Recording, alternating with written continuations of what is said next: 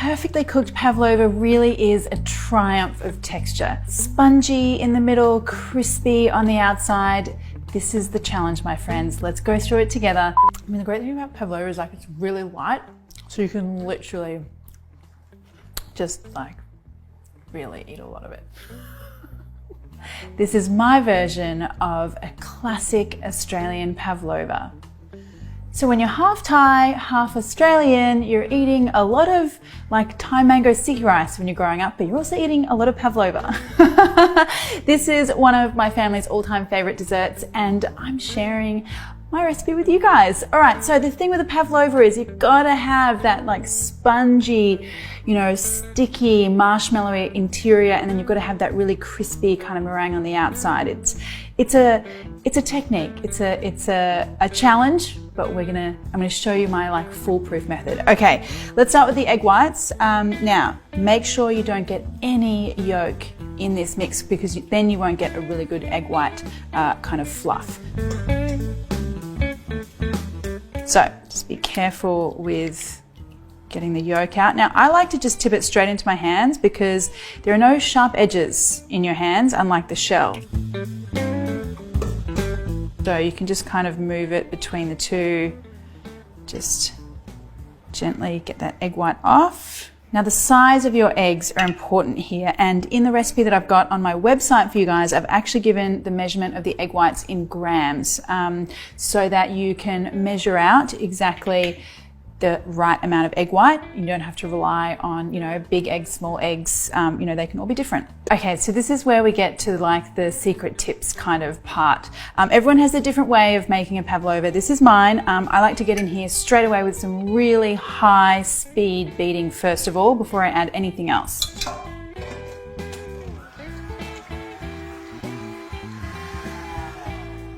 So when you've got this kind of soft peak situation going on with your egg whites, that's been just a couple of minutes of high speed beating, then you want to start adding in your sugar. So turn the speed back up to high and then just gradually add in that sugar spoon by spoon until we get a nice kind of shiny meringue. Okay, so at this point the meringue should be looking really shiny, very, very firm. Have a look at this texture. And the point here is that you shouldn't be able to see any sugar crystals anywhere at all. If you've still got sugar that's undissolved at this point, when you get it into the oven, that sugar is going to melt and get all kind of like liquidy and weepy. That's when your meringue starts crying. Well, I kind of call it crying, but you know, you get like this liquid, which is not what you want.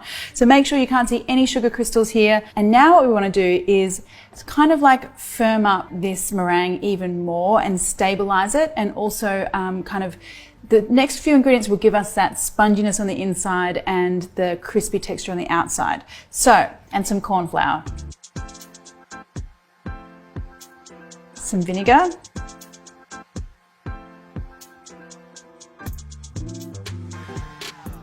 okay, so check out that texture. That is like, you know, it should not come, like, you know, you should be able to do that and nothing will come out. It's also a good time to taste. Yum. Now, before I get the meringue out, I just want to make a little sort of circular guide on my baking paper here. I like to go with about a 20 centimeter diameter for this amount of mixture. So let's put a plate down, trace around there.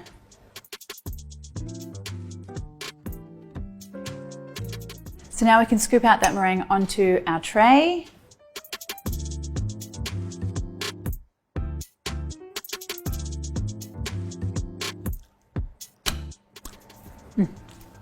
So much licking when you're making dessert.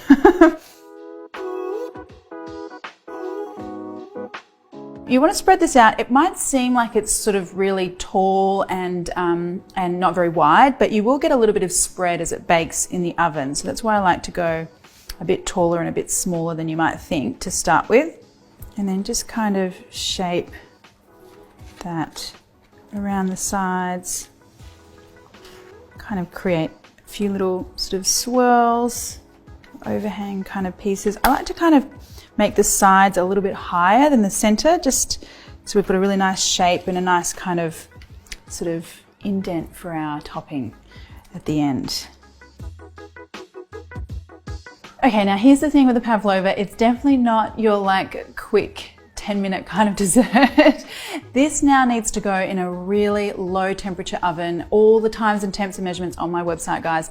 But this has to go in a low temperature oven for an hour and a half, and then you just switch the oven off. Don't take the pavlova out, switch it off and let it sit in there for 2 hours.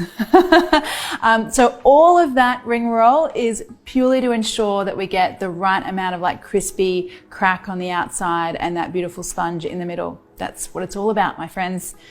Patience.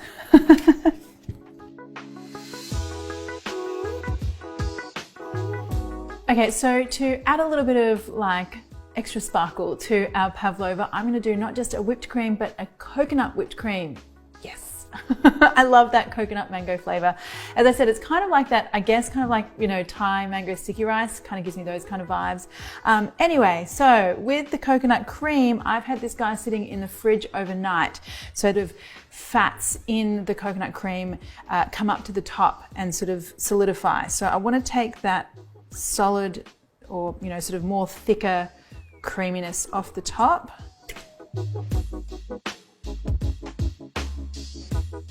And I'm also going to add some regular thickened cream. So thickened cream kind of is called a lot of different things in the world, so you guys have told me. I believe in the US this should be double cream. In Australia we call it thickened cream or pouring cream. Look, any kind of cream that you use for whipping, that's the one that you want. And now some icing sugar. Now this just needs to get whipped.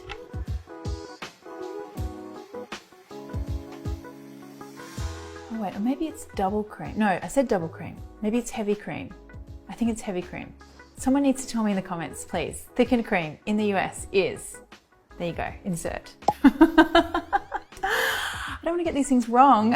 Anyway, when your cream is looking really lovely and fluffy, just like this, I better just check it out, you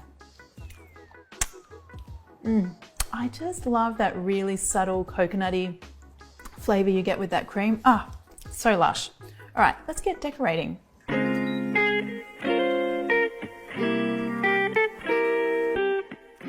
Now that is such a thing of beauty. Now this should be completely cool. If not, let it cool down even further on your bench top before you put your cream and your decoration on. Now I have quite the collection of delicious things to put on top of my pavlova here. I've got little chocolates, some toasty coconut flakes, some mango. You could totally go your own adventure here, guys. I'm going with like the chocolate coconut mango kind of vibe. So first of all though, I want some cream on here.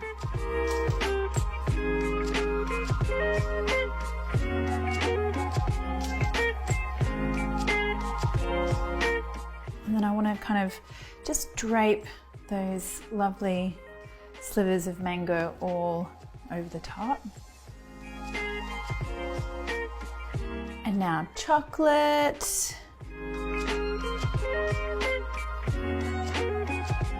Coconut. And there you go, friends. That is one magical looking pavlova in my book. Oh, I can't wait to get in there and have a look. This will be the moment of truth though. Do we have that soft, spongy marshmallow in the center and that crispiness on the outside? Let's see.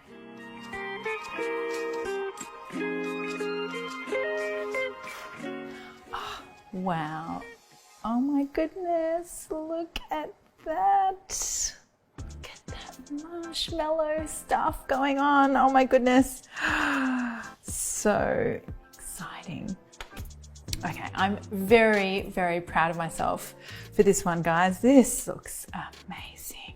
Oh, I just love that, that pillowy, soft center and that cream. And you know what I love about this? So I've purposely kept the pavlova itself very classic in terms of flavor so that you can play with the flavors on the top. So I'm just going to try out the pavlova part and we'll see.